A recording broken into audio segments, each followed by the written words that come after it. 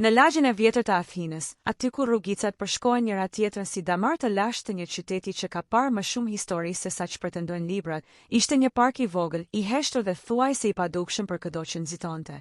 Nga larg nuk dukej asgjë special, disa pemë të mbetura nga koha e luftës, një shatërvan që rrithë vetëm 2 ditë në javë, një pistë biçikletash që përdorej më shumë nga pensionistët që shëtisnin qenë të tyre. Por kush e njihte Athinën e dinte se parqet e saj ishin si zemra të vogla të fshehta, vende ku njerëzit harronin lodhjen, gjenin një pjesë të veten apo humbisnin një tjetër. Ai park, konkretisht, ka qenë gjithmonë pjesë e rutinës së banorëve rreth e rrotull. Ishte i vetmi vend ku mund të dëgjoje zërat e fëmijëve kur luanin, të qeshurat e të rinjve që silleshin me patina, apo edhe bisedat e pensionistëve që flisnin për politikë, ekonomi dhe gjithçka tjetër që kishte rëndësi për ta. Por atë ditë, diçka e veçantë nisi të tërhiqte vëmendjen e njerëzve. Në çdo stol të parkut, nga hyrja deri në fund, ishte lënë nga një lule. Jo buqeta, jo lule të vendosura rastësisht, por secila e vendosur me kujdes, qëndronte e vetme në qendër të stolit, me kërcellin të hedhur paksa anash, sikur ishte vendosur nga një dorë që dridhej mes emocioneve. Ishte fund nëntori, ajri ende mbante aromë dimri të pashpalosur plotësisht, dhe dielli i Athinës po përëndonte ngadalë duke lënë prapa ngjyrime portokalli që shkrinin mbi fasadat e banesave të vjetra. Parku duke më i heshtur se zakonisht, si ti kishte ngrirë fryma për një çast, ndërsa kalimtarët, një nga një, ndaleshin para luleve. Një grua rreth të 50-tave, me 3 çanta ushimesh në duar, ndaloi tek stoli i parë. E shtangu lule e kuqe që dukej sikur dilte në pa edhe pse ditët e dimrit kishin rralluar ngjyrat e qytetit. Pasi e pa për një moment, ngriti kryet rreth e qark sikur të kërkonte pronarin, por asgjë. Vetëm fladi që lëkunte gjethet e pemëve. Kjo duhet të jetë ndonjë gjë romantike, tha ajo me vete, sepse pavarësisht viteve në Greqi, në momente të tilla gjithmonë i kthehej gjuhës së vendit ku kishte lindur. Një burr më tutje, rreth të 60-tave, e pa lulen dhe ngriti vetullat. Këta të rinj s'kan që bëjnë, u ankua ai me zë që i mjaftonte vetes, por në të vërtet kërkonte të kapte vëmendjen e dikujt tjetër, sepse helbete, biseda është pjesë e përditshmërisë. E megjithatë, askush nuk dinte t'i jepte një shpjegim. As kamerat e vogla të bizneseve përreth, as njerëzit që kalonin zakonisht në atë orar, as rojet e bashkisë që shpesh kontrollonin parqet. Ishte sikur 20 lulet kishin ardhur nga askundi. Por pastaj doli një djalë i ri, rreth 23, 24 vjeç, me flokë të zinj, sy të qetë dhe një çantë shpine të vjetër në krah. Asgjë e veçantë në pamjen e tij, përveç një lloj rëndese të padukshme që dukej sikur e ndiqte kudo që shkonte. Ai ecte ngadalë, duke parë stolin pas stolit, duke ndjekur një shtek që vetëm ai dukej se e kuptonte plotësisht. Dikush nga kalimtarët e vuri re. Një djalë i ri që ecte me ritëm të ngadajt dhe syt ngulur tek lulet. Ishte qesharake dhe e habitshme njëkohësisht. Të gjithë po përpiqeshin të kuptonin se çfarë po ndodhte, por askush nuk e afronte veten. Ai ndaloi tek stoli ku një lule e verdhë që vendosur, e mori në dorë me kujdes, e pa për një moment dhe pastaj e vendosi përsëri aty ku ishte. Nuk foli, nuk buzëqeshi, vetëm u largua duke ecur drejt stolit tjetër. Ai nuk po bënte asgjë të jashtëzakonshme për një sy të shpejtë, por për ata që ndaleshin për të parë, kishte diçka magjike në atë heshtje. Çdo lule, çdo stoli, çdo hap që ai hidhte dukej si pjesë e një rituali që vetëm ai e dinte. Dhe kështu nisi të përhapet historia. Një student që ecte rrugës për në fakultet i bëri fotografi lule, një gjysh që e pa nga dritarja e kafenes ju tregoi mishve të tij, dhe brenda pak orësh, historia e 20 luleve të vendosura në një park të vogël në Athinë po shpërndahej në rrjet. Por pyetja e të gjithëve ishte, pse një djalë i ri bleu 20 lule dhe i la në stolat e parkut? Askush nuk e dinte.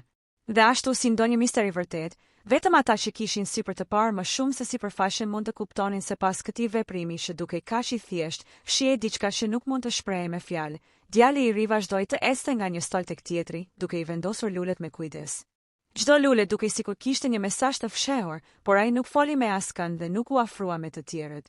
Kishte diçka në mënyrën si ecte, një kombinim të qetësisë, vetmisë dhe vendosmërisë që të tërhiqte pa dashje. Ata që e ndoshin me sy për disa çaste, ndjen diçka që nuk mund të përshkruajë me fjalë, një lloj respekti për diçka të thjeshtë, por të fuqishme njëkohësisht. Ai kishte zgjedhur lulet me kujdes, disa të kuqe, disa të verdha, disa të bardha, secila me simbolikën e vet. Disa ishin lule që mund t'i gjeje lehtësisht në treg, të tjera pak më të veçanta, të mbledhura nga kopshte të fshehta ose tregje të vogla të lagjes. Çdo stol merrte një lule që i përshtatej ambientit. Një lule e kuqe pranë një pemë të gjetheve të verdha, një e bardhë pranë rrugicës së shpuar nga dielli, një e verdhë pranë shatërvanit që rrithte ujë. Nuk ishte rastësi, ishte plan. Djali kishte një histori që nuk e dinte askush. Në të vërtet, ai ishte i njohur për pak njerëz si një djalë i qetë, i heshtur që kalonte shumë kohë duke lexuar ose duke shëtitur vetëm. Por brenda tij fshihej një dhimbje e vjetër, një ndjenjë e humburshmërisë që e kishte ndjekur që kur ishte fëmijë. Kur ishte vogël, kishte humbur nënën dhe ajo kishte qenë gjithçka për të. Ajo nuk e kishte mësuar vetëm të lexonte dhe të shkruante, por edhe të vlerësonte gjërat më të vogla, një petale lule, një ditë me diell, një moment qetësie. Djali e dinte se nuk mund t'i kthente më kohën pas, nuk mund t'i thoshte më fjalët që nuk i kishte thënë, por mund të bënte diçka të vogël që do të përkujdesej për njerëzit e tjerë. Ai dëshironte që njerëzit të ndjenin të njëjtën gëzim të thjeshtë që ndjente ai kur kujdesej për dikë që e donte pa kushte. Kështu kishte lindur ideja e lulet e parkut, një mënyrë për të shpërndar lumturi të pastër dhe të heshtur. Kalimtarët filluan të vinin më shumë. Një çift i ri e pa atë nga afër dhe vajza pyeti, "A e sheh këtë? Kush do të bënte diçka kaq të bukur për parkun?" Djali nuk ju përgjigj, ai vetëm i shikoi për një çast dhe pastaj vazhdoi rrugën e tij. Por diçka e vogël u ndes brenda tyre, një ndjenjë ngrohtë që rrallë ndjenin në qytet. Një fëmijë që po luante me biçikletën e tij i afrohet stolit, ku ishte një lule e bardhë. Ai e ngriti dhe e përkëdheli lehtë me gishta, sikur të prekte diçka të shenjtë. Në atë moment, djali i ri ndaloi dhe i tha, "Mos e shkatëro, është për të gjithë që shohin." Fëmia buzëqeshi dhe e vendosi lulen përsëri në vendin e saj, duke e kuptuar se ishte diçka më e madhe se lojrat e tij të zakonshme. Kur fotografia e parë, lulet e vendosura në stol u shpërnda në rrjet, gjithçka u ndryshua. Njerëzit filluan të postonin fotot të tyre duke ndalur tek parku, duke folur për misterin e djallit të ri dhe mënyrën se si një akt i thjeshtë i sjelljes mund të krijonte emocione të forta. Komente të ndryshme mbushën faqet, disa shkruanin për bukurinë, disa për kujtesën e fëmijëve të tyre, disa për nënat e humbura që nuk ishin më. Djali i ri, ndërkohë, nuk donte famë. Ai nuk kishte asgjë për të fituar. Për të, gjithçka ishte një mision i thjeshtë, të shpërndante dashuri dhe kujdes, për t'i treguar njerëzve se edhe një gest i vogël mund të bënte një ndryshim të madh. Ai e dinte që jo të gjithë do ta kuptonin, por ata që e bënin do të ndjenin diçka të veçantë. Ai kishte kaluar muaj duke përgatitur këtë moment. Shumë neti kishte kaluar duke bler lule një nga një, duke menduar për secilin stol, duke planifikuar orën dhe vendin më të mirë për secilin petale. Ishte bërë një proces meditativ për të, një mënyrë për të qetësuar mendjen dhe zemrën dhe për të ndarë ato qetësime të tjerët. Kur nata ra mbi qytet dhe drita e rrugës reflektonte mbi lulet, njerëzit ende shëndronin duke i parë. Secili stol kishte marrë një histori të vetën, një lule e kuqe për një dashuri të humbur, një e verdhë për shpresën e rinovuar, një e bardhë për pashën që mungonte. Në atë mbrëmje, qyteti nuk ishte më i njëjti. Një park i vogël në Athinë kishte marrë një jetë të re, dhe gjithçka kjo për shkak të një djali që vendosi të marrë 20 lule dhe t'i shpërndante pa fjalë. Ditët pas vendosjes së lulet nuk kaluan pa bujë. Athina, qyteti që rrallë ndalonte për të admiruar gjërat më të thjeshta, tani kishte një flat të ri magjik. Njerëzit ndalonin pa u njohur më parë me njëri tjetrin, vetëm për të diskutuar për një stol të caktuar, për një lule të bardhë që shndronte vetëm, ose për atë lule të kuqe që dikush e kishte fotografuar dhe e kishte postuar në rrjet. Shumë komentues filluan të thonin se kishte diçka hyjnore në thjeshtësinë e veprimit, si një kujtesë se dashuria dhe kujdesi mund të vinë nga vendet më të papritura dhe nga njerëzit më të heshtur. Djali i ri e dinte se njerëzit po e përgjonin për të kuptuar arsyen, por ai nuk kërkonte njohje. Në fakt, ai shpesh ecte natën vetëm nëpër rrugicat e lagjes, duke kontrolluar nëse lulet ishin të vendosura siç kishte planifikuar, duke i përkujtuar secilin me kujdesin e një kujtese intime. Ai kujdesej qas një lule të mos bëhej copë, qas një petale të mos thyhej, sepse për të, secila lule ishte një histori, një pjesë e shpirtit që ai po shpërndante. Një ditë, ndërsa ecte, një vajzë e re që shëtiste qenin e saj i afrohet. Ajo ndaloi tek një stol ku një lule e verdhë shndronte vetme. Me një ton kurreshtje ajo pyeti, "Pse i vendosi këto lulet?" Djali nuk buzëqeshi, por e pa për një moment të gjatë si të matë atë. Më pas tha, "Sepse disa gjëra duhet të ndahen me njerëzit edhe pa fjalë. Të kujtojnë se ka diçka të bukur për të parë, edhe kur gjithçka duket e zakonshme." Vajza heshti, e magjepsur nga sinqeriteti i fjalëve. Ajo mori një fotografi dhe shkoi, duke ndjerë një ndjenjë të papritur ngrohtësie. Ky ishte efekti i parë i dukshëm i veprimit të djalit. Ai nuk kërkonte njohje, por shpërndante emocione që të tjerët nuk i kishin parë shpesh. Në rrjet, historia shpërtheu. Një video e shkurtër ku dallohej djali që vendoste lulet u bë virale brenda disa orësh. Njerëzit filluan të postonin komentet e tyre, disa flisnin për kujtesën e fëmijërisë, disa për të dashurit e humbur dhe disa për nënat e ndjerura që nuk ishin më. Një koment u lexua gjerësisht, "Ky djalë na kujton që dashuria nuk kërkon fjalë." Një lule mund të jetë më e fortë se çdo fjalë. Ndërkohë, djali nuk I ndalonte vendosjet. Ai vazhdoi të vinte lule çdo mëngjes, duke zgjedhur stolat që shiheshin nga më shumë njerëz, por edhe ato më të heshturat, ku vetëm një ose dy persona mund t'i shihnin. Çdo lule kishte një mesazh të fshehtë për dikë që mund ta merrte atë në një moment të veçantë, për një të vetmuar, për një çift në krizë, për një person që kishte humbur dikë të shtrenjtë. Ai e dinte që çdo stol kishte audiencën e vet, dhe çdo lule ishte një urë e vogël që lidhte shpirtin e tij me të tjerët. Një pasdite, një burr I moshuar që shpesh kalonte në park ndaloi tek një lule e bardhë që dukej e veçantë. Ai e shikoi për disa sekonda dhe pastaj tha me zë të ulët, sikur të fliste me veten. "Është për nënën time." Asnjëherë nuk e kisha falenderuar për gjithçka që bëri. Djali I ri, I cili e kishte dëgjuar pa dashur, u ndal. Nuk foli, por vetëm e pa për një çast. Ai nuk kishte nevojë për fjalë, vetë pranimi I emocioneve të burrit ishte shpërblimi që kërkonte. Ky moment e bëri të kuptonte se gjithçka kishte bërë nuk ishte thjesht një gjest I rastësishëm, por një rrjetë e imet emocionale që lidhte njerëzit në mënyra të padukshme. Ditët kaluan dhe aktiviteti I djalit u bë pjesë e rutinës së qytetit. Tregjit filluan të shisnin lule më shumë, kafet pranë parkut shtuan stolat e tyre për të ofruar një pamje më të bukur dhe njerëzit filluan të ndiheshin më të lidhur me njëri tjetrin. Madje edhe fëmijët që luanin aty filluan të sillnin lule të vogla nga shtëpitë e tyre për t'i vendosur tek stoli, duke bërë që veprimi I djalit të kthehej në një fenomen të vogël, por të fuqishëm komunitar. Ai, ndërkohë, vazhdonte të ecte I heshtur, pa kërkuar njohje, duke mbajtur vetëm çantën e shpinës dhe një energji të butë që shpërndahej pa e kuptuar askush. Secila lule, secili stol, secili kalimtar ishte pjesë e një historie më të madhe se ajo që dukej. Historia e lulet në park nuk ishte thjesht një histori e rastësishme, pastaj fshihej një dhimbje që rrithej nga e kaluara e djalit. Ai nuk kishte dashur ta tregonte askujt, sepse gjithmonë kishte menduar se ndjenjat personale nuk duhet të imponoheshin mbi të tjerët. Por ato ndjenja, të mbajtura gjatë, ishin bërë shtytësi çdo gjesti të tij. Kur ishte vogël, ai kishte humbur nënën në mënyrë të papritur. Ajo ishte një grua e fortë, e dashur dhe e përkushtuar ndaj familjes, që gjithmonë e kishte mësuar se bukuria e jetës gjendej në gjërat më të vogla, një buzëqeshje, një petale lule në kopsht, aroma e mëngjesit në shtëpi. Pas humbjes së saj, bota e tij kishte humbur ngjyrën dhe qetësinë. Ai nuk fliste shumë për dhimbjen, nuk kërkonte ngushëllim, por gjithçka që bënte në të ardhmen kishte një lidhje të heshtur me kujtimet e saj. Vitet kaluan dhe djali u rrit në heshtje, duke shikuar botën me sytë e një njeriu që e kishte kuptuar se çdo moment mund të ishte I fundit. Shokët e tij shpesh nuk e kuptonin, ai nuk bënte zhurmë, nuk kërkonte të tërhiqte vëmendjen dhe rrallë fliste për ndjenjat e tij. Por brenda tij, një univers emocionesh ishte gjithmonë në lëvizje. Dhe ishte ky univers që shtiu të krijonte një gjest që në dukje duke thjesht I bukur, lulet në park. Kur vendosi të blinte 20 lule dhe t'i vendoste tek stoli, ai kishte menduar për çdo person që mund të shihte ato. Çdo stol, çdo lule kishte një mesazh të fshehtë, për një të vetmuar, për dikë që kishte humbur dikë të dashur, për dikë që kërkonte shpresë pa e ditur. Ai nuk donte që askush të dinte që ishte ai, për të rëndësi kishte që njerëzit të ndjenin atë që ai kishte ndier gjithë jetën, bukurinë në gjërat e vogla, ngrohtësinë e momenteve të thjeshta dhe rëndësinë e kujdesit të heshtur për të tjerët. Një pasdite, ndërsa vendoste një lule pranë shatërvanit, një grua e moshuar që e kishte parë shumë herë u afrua. Ajo kishte sy të mbushur me lotë dhe pyeti: "Pse I bëni këto?" "Nuk është vetëm bukuria, është diçka më shumë, diçka që prek zemrën." Djali heshti për një moment, pastaj tha me zë të ulët: "Sepse dikur dikush më mësoi se çdo gjest, sa I vogël qoftë, mund të ndryshojë ditën e dikujt. Nuk dua famë.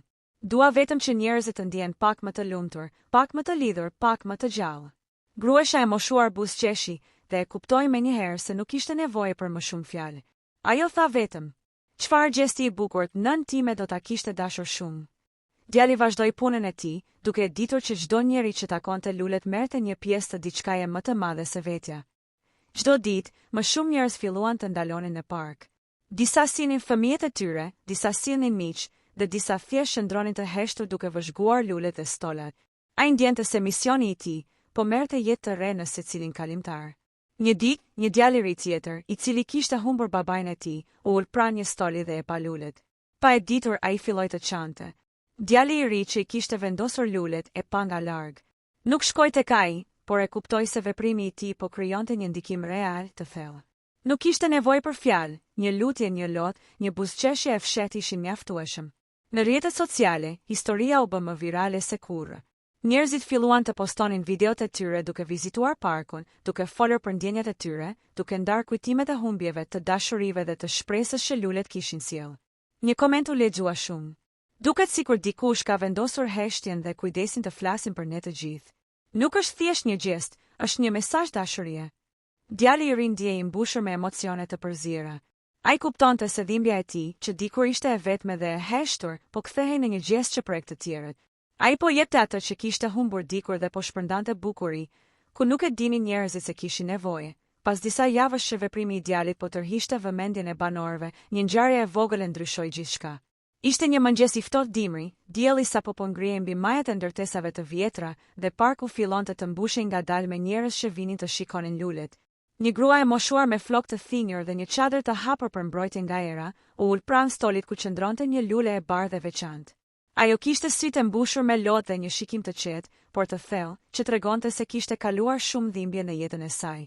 Djali I ri po ecte për të kontrolluar lulet dhe, kur e pa, ndjeu një ndjesi të pazakontë. Kishte diçka tek ajo grua që I kujtoi nënën e tij. Ai ndaloi disa hapa larg, heshti dhe e pa nga larg, duke u ndier sikur ajo ishte pjesa që përfundonte boshllëkun që ai kishte brenda vetes. Gruaja e shikoi dhe, pa frikë, e pyeti: "Ti je ai që po vendos këto lulet apo jo?" Djali heshti për disa sekonda. Nuk kishte folur asnjëherë për arsyet e tij me diktë të panjohur, por diçka në sytë e saj e bëri të ndiej I kuptuar.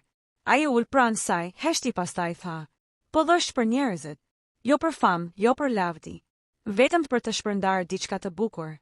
Gruaja buzëqeshi dhe tha: "Unë kuptoj.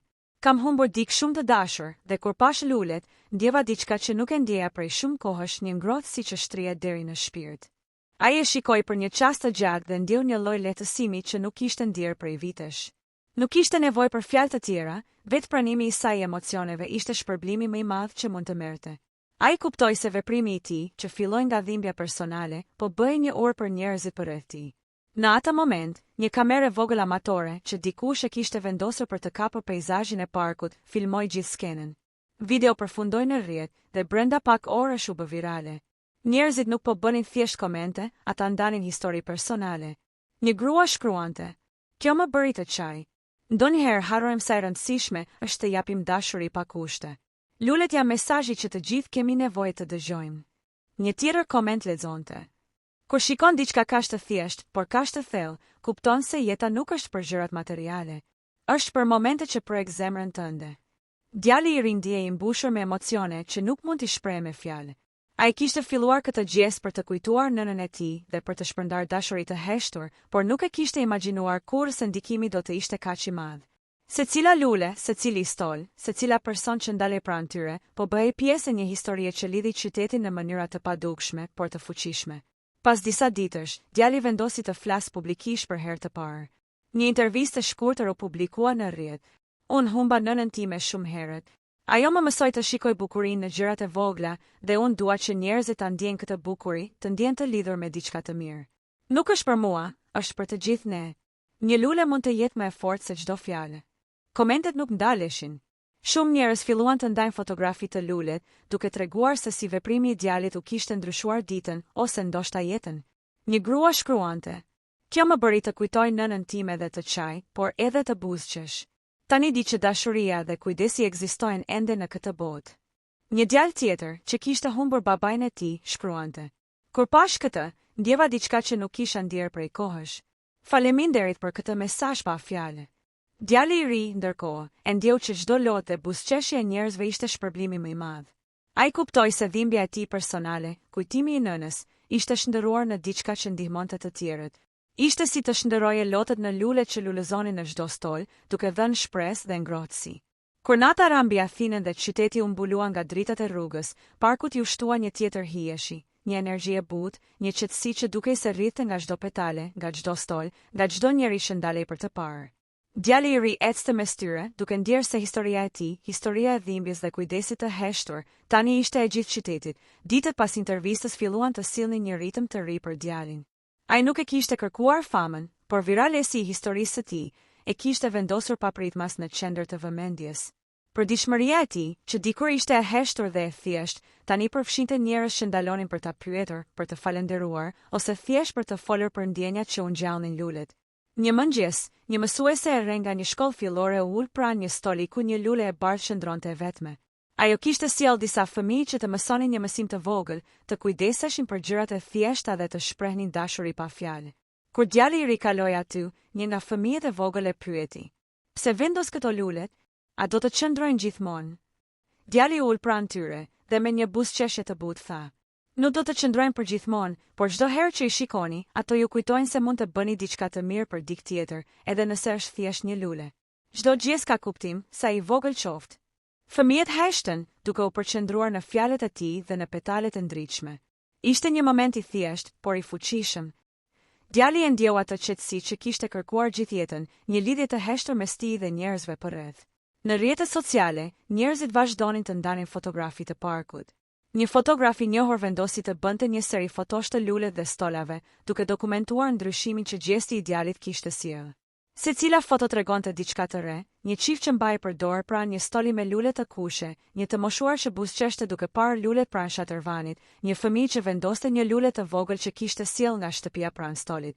Djali i ri ndjente se veprimi i tij ishte bërë pjesë e komunitetit. Njerëzit që dikur kalonin pa u ndalur, tani shihnin parkun si një vend të veçantë, ku mund të ndalonin për pak minuta dhe të ndjenin diçka që shpesh mungonte në jetën e përditshme, kujdesin, ngrohtësinë dhe lidhjen njerëzore.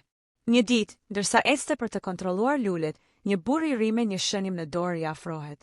Ai tha: "Kam humbur motrën time këtë vit, dhe kur pash lulet, ndjeva diçka që nuk e ndjeva prej kohësh, një lloj shprese." Djali i ri heshti për pak sekonda dhe pastaj tha: "Secila lule është për dikë që ka nevojë të ndjejë kujdes, dashuri ose shpresë. Nuk ka emër, nuk ka adres, thjesht një mesazh i vogël që shkon te dikush që ka nevojën." Burri i ri u shikua i habitur, pastaj buzëqeshi me lot në sy.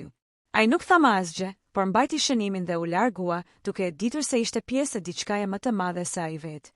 Djali vazhdoi të vendoste lulet, por ndërkohë nisi të ndërtojë një lidhje më të drejtë për drejtë me njerëzit që ndiheshin të prekur. Ai shpesh ecte përmes parkut dhe shikonte fytyrat e njerëzve, duke vëzhguar emocionet e tyre. Disa herë një buzëqeshje e thjeshtë, një përqafim, ose një fjalë mirënjohje i sillte një lumturi që nuk mund ta përshkruante. Komuniteti filloi të ndryshonte gjithashtu.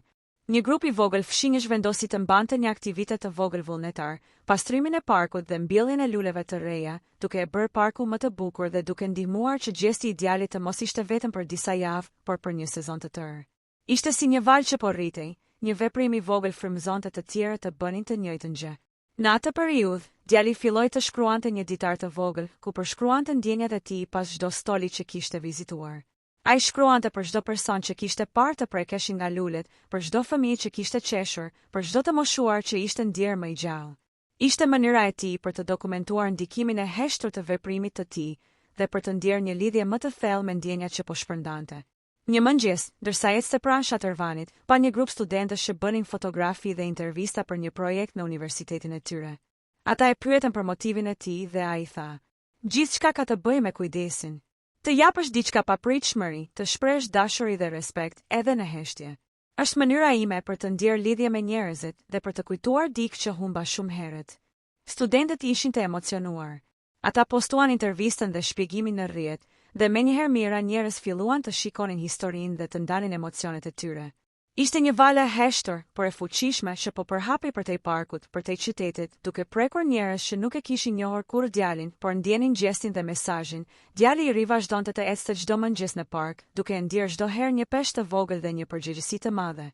Çdo stol dhe çdo lule ishte një histori e ndryshme, dhe ai e kuptonte se çdo gest i tij kishte një ndikim të thellë mbi njerëzit që i shihnin ato. Por diçka po ndryshonte, njerëzit nuk ndalonin thjesht për të parë lulet, ata filluan të flisnin me të ndanin kujtimet e tyre, të qanin dhe të buzëqeshnin pranë tij.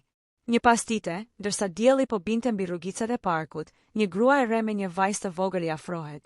Ajo mbante një fletore në dorë dhe lot në sy. Vajza e vogël ngriti gishtin për të treguar një lule të kuqe dhe pyeti: "Pse e vendosët këtë lule këtu?"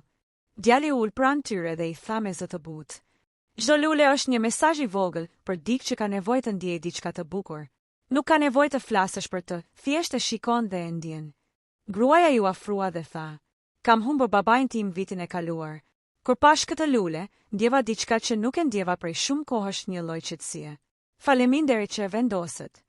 Djali heshti për pak sekonda dhe pastaj, për herë të parë, foli për të kaluarën e tij. Kam humbur nënën shumë herët, ajo më mësoi të shikoj bukurinë në gjërat më të vogla. Kur humba atë, ndjeva boshllët me zemër.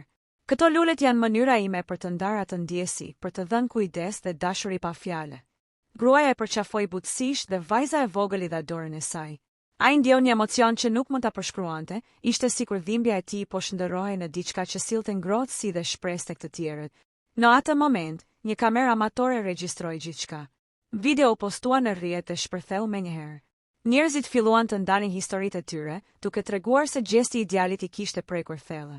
Një koment lexonte: "Duket sikur një djalë I vetëm ka hapur një derë që na lejon të ndjejmë ndjeshmërinë dhe dashurinë që shpesh harrojmë. Një lule mund të ndryshojë jetën." Një tjetër shkruante: "Çava duke parë këtë. Ai më bëri të kujtoj nënën time dhe të kuptoj se disa gjëra nuk shuhen kurrë." Dashuria vazhdon të lulëzojë edhe në heshtje. Ditët kaluan dhe qyteti nisi të ndjehej më I ngrohtë, më I lidhur. Fshinjët dhe banorët filluan të mbajnë aktivitete të vogla, duke sjell lule dhe duke I vendosur në stolat e parkut, duke e bërë parkun një vend ku kujdesi, dashuria dhe shpresa lulëzonin. Djali I ri ishte aty, duke shikuar çdo gjest dhe duke ndjerë se dhimbja e tij po bëhej burim I diçkaje të bukur dhe të përjetshme. Një ditë, ndërsa ecte pranë një stoli me lule të verdha dhe të bardha, një burr I moshuar I tha: "Shiko, djalë, ajo që ke bërë nuk është thjesht për sot. Po krijon kujtime, po krijon histori që do të mbeten për vite. Ke sjell diçka të pakrahasueshme në këtë qytet." Djali heshti dhe e pa burrin për një moment të gjatë. Pastaj, për herë të parë, ai foli me një vendosmëri të qetë: "Unë nuk e bëra këtë për famë apo lavdi. E bëra sepse dikur kam humbur dikë që më mësoi bukurinë e jetës dhe dua që të tjerët ta ndjejnë atë ndjesi. Nëse një person ndjen diçka të mirë nga një lule, atëherë gjithçka që kam bërë ka kuptim." Burri I moshuar buzëqeshi dhe tha: "Kjo është arsyeja pse njerëzit e ndjejnë këtë kaq fort. Nuk është thjesht bukuri vizuale, është bukuri shpirtërore." Ai e ndjeu fuqinë e fjalëve dhe e kuptoi se çdo gjest I vogël mund të krijonte ndryshime të mëdha. Njerëzit filluan të flisnin për të, por ai nuk kërkonte njohje, ai kërkonte vetëm që mesazhi I dashurisë dhe kujdesit të përhapet. Në rrjet, video dhe komentet vazhdonin të shumoheshin. Një përdorues shkruante: "Jam 45 vjeç dhe kam parë shumë gjëra në jetë, por ky gjest I thjesht më bëri të çaj. Është një kujtesë që ka shpresë dhe bukuri edhe në momentet më të vështira." Një tjetër përdorues shkruante: "Duket e çuditshme, por një lule ka ndryshuar ditën time. Jam më e qetë dhe më e hapur për njerëzit përreth." Djali I ri, ndërkohë, ndjej I mbushur me emocione që nuk mund t'i shpreh me fjalë. Ai kishte filluar këtë gjest për të kujtuar nënën, por tani po bëhej një histori që lidhi gjithë qytetin, një histori që tregon se edhe dhimbja e heshtur mund të shndërrohet në diçka që prek të gjithë.